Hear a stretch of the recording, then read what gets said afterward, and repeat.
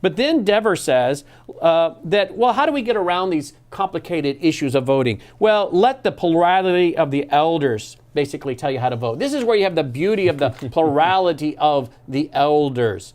You know, let me just simply say the problem with guys like Mark Dever is that he wants to choose what are the secondary issues and what are the primary issues. And the elders, the plurality of the elders can tell the church what are the secondary and primary issues. Well, we already see that obviously a primary issue is not going to be pro-life.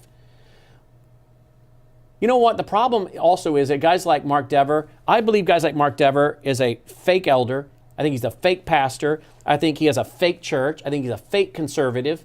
I think he plants fake churches.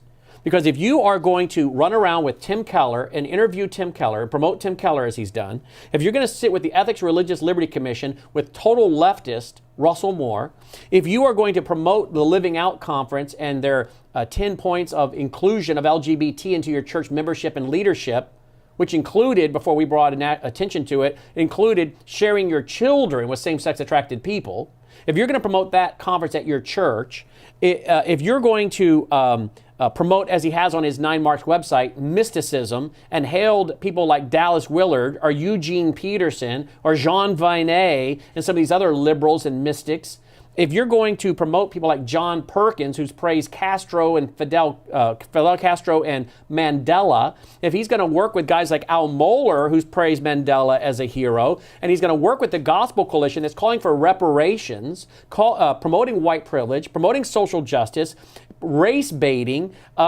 is telling people on their website to tell your pastors to tell the congregation it's okay to vote for Hillary. All of this tells us that Mark Dever, in my opinion, is not qualified to be an elder. Therefore, he is a fake pastor with a fake church. And he's planting fake churches. These social justice churches he's planting are not biblical New Testament churches with biblically qualified people. So this, quote, plurality of elders that he wants to create, these are fake elders. I wouldn't listen to them. I would run from these kind of people. Now, that's my opinion. You can agree or disagree.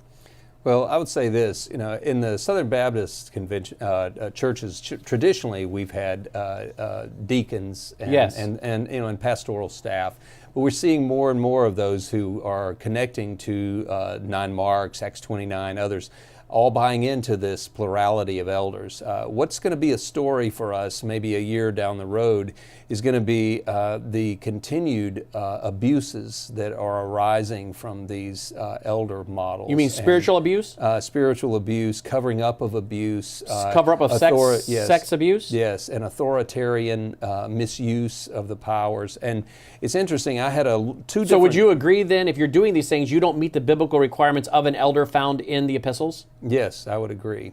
And I think what we're seeing is moving the church toward a model where people will be, their faith will be lorded over, right down to even their voting choices. And so then when we would see this affect discussions of a political nature within the church body. Well, if you don't come down on the right issue of LGBT in your private conversations, now you're up for church discipline. Isn't that what the inclusive survey that Devers promoted? Isn't that what it says? That's what they're pushing. So you and I, actually, if we went to these fake churches with these fake elders, having the conversation we had now, they'd bring us up on church discipline. Yeah, which is why a lot of them run around wanting to know where you go to church and what elders you are accountable to, so that they can bring you up on church discipline and spiritually abuse you and spiritually bully you into the group consensus. But I'm not going along with it. Are you? No, this isn't what eldership is designed to be. The elders in the church that I was raised in as a new believer at 17 were the gray-haired guys. They were the guys who'd been in the faith 30 years, who had been faithful and served and raised their family faithfully. And they were recognized as elders because they had earned it. Very often these are the young seminary guys who've been trained in the same theology, and they're going to get them in a room and teach them the same. They're going to use these things like peacemaker process in order to bring people under their authority, and if they don't submit, then they're fast-tracked to church discipline. Just so you stop right there, the peacemaker organization is used how? It's actually elders are being trained in that organization and similar ones to it to use church counseling and settling disputes and arbitration as a way to fast-track people to church discipline. Because whatever the issue may be, once it's in this peacemaker process with an elder, then the only thing that is an issue in the end is whether or not the church member submits to that elder or to the body of elders, the group of elders. And so then whatever sins or problems that had surfaced that brought this to attention in the beginning are lost in whether or not the individual is submitting. So it isn't that there's a problem in the church with the cover-up of financial impropriety, or there's the cover-up of sex abuse that the individual's bringing up. Now, instead of the issue being the issue, the individual who brought up the issue becomes the issue. Exactly. And whatever the elders decide, which is you're a troublemaker, sit down and shut up, and you say no, so the end result is they church discipline you. Therefore, they now paint you as the bad person. They shun you, put you out in the community, turn you over to Satan, and the whole issue of the financial or sexual impropriety that you were bringing up is never addressed. You become the issue. We're seeing this. Is that what you're saying? We're seeing this happen. And the model that Dever is talking about here, they don't want to just tell you how to vote. They want to have this kind of lordship over your faith and even over your family.